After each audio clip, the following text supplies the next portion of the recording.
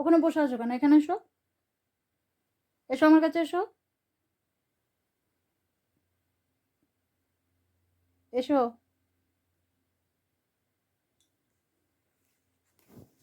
এই যে এইটা বের করে দেখছিলাম, এই যে এইটা আরেকটা হেডফোন, এইটাকে এইভাবে কেটে দিয়েছিল দেখো, এই যে, ব্যাস। আর এটা ব্যবহার করে যাচ্ছে না, এটা আর কিছুই করা যাবে না, তাই না? ফেলেই দিতে হবে। এই যে একদিকে তারটা দেখো এভাবে এরকম কেটে গেছে, মানে ওই কেটে দিয়েছে দাঁত দিয়ে। এটা বেশ ভালো ছিল, যাই হোক, আর কি করা যাবে।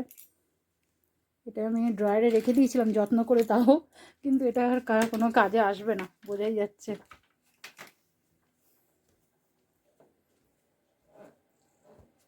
ওই যে তুমি আরেকটা হেডফোন নষ্ট করে দিয়েছো, সেটা দেখালাম সবাইকে, জানো যে আমার অত ভালো একটা হেডফোন আমার পচকা বুড়ো কীভাবে দাঁত দিয়ে কেটে নষ্ট করে দিয়েছে।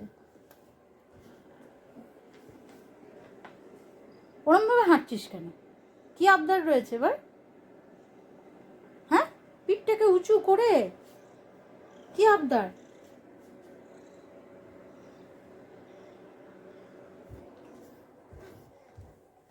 আরেকটা আছে এই বালিশের তলায়, আমি এখন বালিশের তলায় আবার ভালোভাবে ভেতর দিকে ঢুকিয়ে রেখে দিই, দাঁড়াও। এই যে এটা এখনো সন্ধান পায় না, এটা অনেকটা ভেতরে ঢুকিয়ে রাখি যাতে ওর না দেখতে পায়, নাহলে এটাকেও দেবে। এটা গেলে আর ওর বাবা কিনে দেবে না আমাকে। একটার পর একটা ই করে যাচ্ছে, এই যে অনেক ভেতরে ঢুকিয়ে রেখে দিয়েছি, তো দুষ্টু না।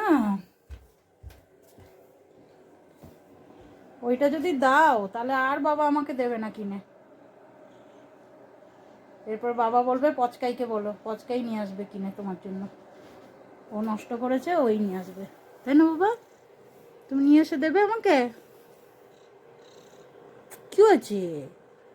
ও মা, মন খারাপ নাকি বাবা? কি হয়েছে মা? আমি তো বকু করিনি তোমাকে, তোমাকে তো আমি বকু করিনি মা, তোমাকে আমি কোনোদিন বকি বলো? হুম, কি হয়েছে মা? কি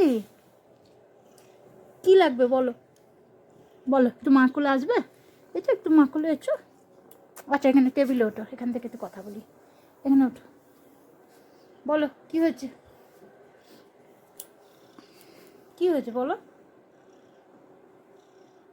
লেজু নড়ছে তো, ওরে বাবা, লেজু একদম ঘন ঘন নড়ছে। এখানে চেয়ারে নামো, চেয়ারে নামো। হুম, বলো এবার কি করতে হবে, বলো, বলো কি আবদার আছে বলো। হুম বাবা, আমার সঞ্জু বাবা,